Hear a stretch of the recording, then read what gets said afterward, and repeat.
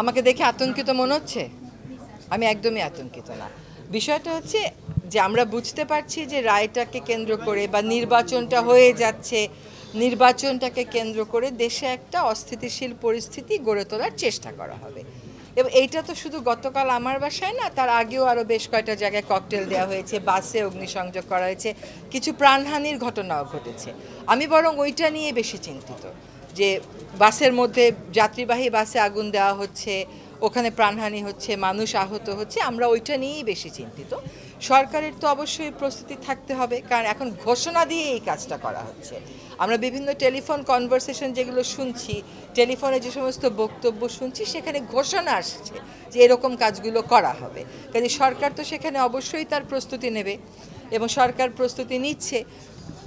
যে পর্যায়ে তারা করবার পরিকল্পনা করেছিল, আমি আপনাকে ওইটুকুন বলতে পারি যে সেই পর্যায়ে তারা যেতে পারবে না।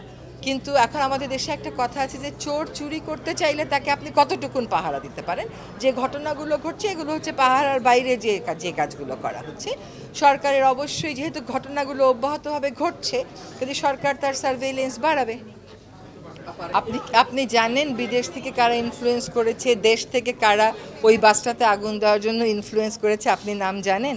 সরকার তদন্ত করে যেই কাজগুলো, যে নামগুলো পাচ্ছে সেই নামগুলো দিচ্ছে বলেই আমার বিশ্বাস। তারপরেও যদি মনে করেন যে না, কারো কাছে এর চাইতে বেশি তথ্য আছে, প্লিজ তথ্য দিয়ে সেটা আপনি প্রকাশ্যে দিতে পারেন। আপনি যদি মনে করেন যে না, আপনি সরকারকে আলাদা করে জানাবেন, আপনি জানান, এটার তো কোনো বাধা নেই। আর যেই সরকার এই ধরনের সহিংস কার্যক্রম পরিচালনাকারী সংগঠনের বিরুদ্ধে অবস্থান নেয়, সেই সরকারের তো কোনো কারণই থাকতে পারে না যে জানা সত্ত্বেও ওই নামটা সরকার দেবে না, তাই না? কারণ সরকারকেই তো এই ধকলটা সামলাতে হচ্ছে।